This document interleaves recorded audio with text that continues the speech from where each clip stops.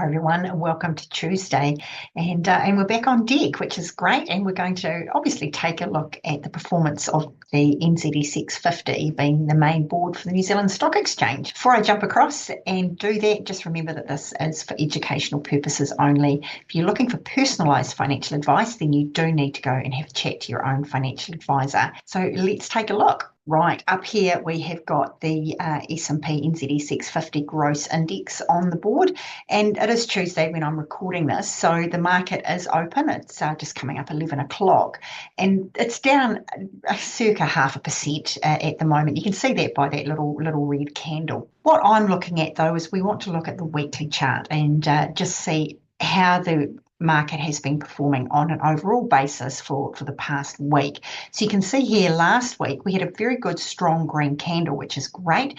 That indicates that the market did close up. I've spoken about this before, sort of heading into towards the end of last year, and that is it does look like we're quite range bound. And what I mean there is the market, apart from back here the 1st of April and 2021, where the market sort of hit that high of about 13,500 point level, we're now sort of trading in a range just a little bit below it. We're sort of at around that 13,200 mark, and obviously you can see here that we've sort of got that bottom, if you like, at around 12,200. So it looks like we're sort of in this little bit of a range bound, although upon saying that as well, the market, you're always going to get ups and downs.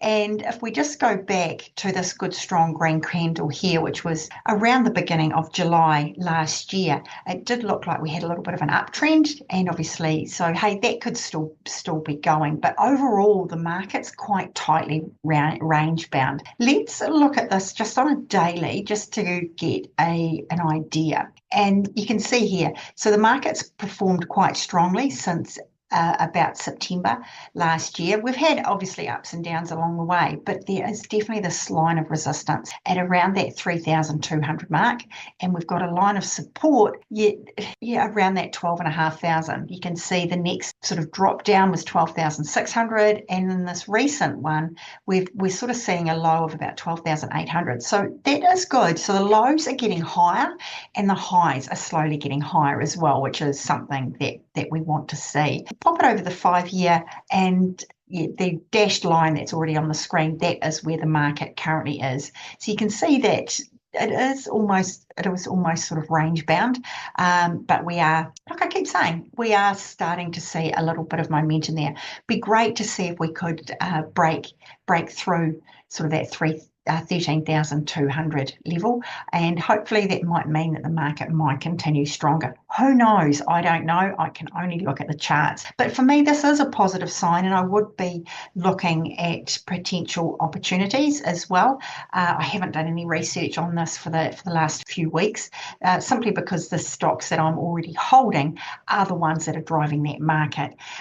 So that's something that I would maybe do some research on over the coming weeks. Just looking down here at the volume though, we're not seeing a lot of volume. We had a big strong red candle here back in December, but it hasn't, the market's just sort of moved a little bit sideways from that. And last week, even though it was a positive week, and you can see that by that green candle, it is not a lot of volume. So we do want to see, for a good strong uptrending market, you do want to see breakout candles that are green, like these ones down the bottom here that I'm just sort of highlighting. Those are good strong candles that indicate potential uptrends in the market. And this one here on the 22nd of July, that was a good indicator, and the market carried on up, which is great. So not a lot to really report for you this week. Obviously sort of middle of January, not a lot happening, but we will keep an eye on things. This week I'm also going to do share and review on Thursday, and we're going to look at Summerset Holdings and see what you think there. So just remember, if there is a share you'd like me to review for you, drop it in the comments. I love reading your feedback, and I love trying to do some analysis on the shares that you're perhaps interested in buying. So until Thursday, take care.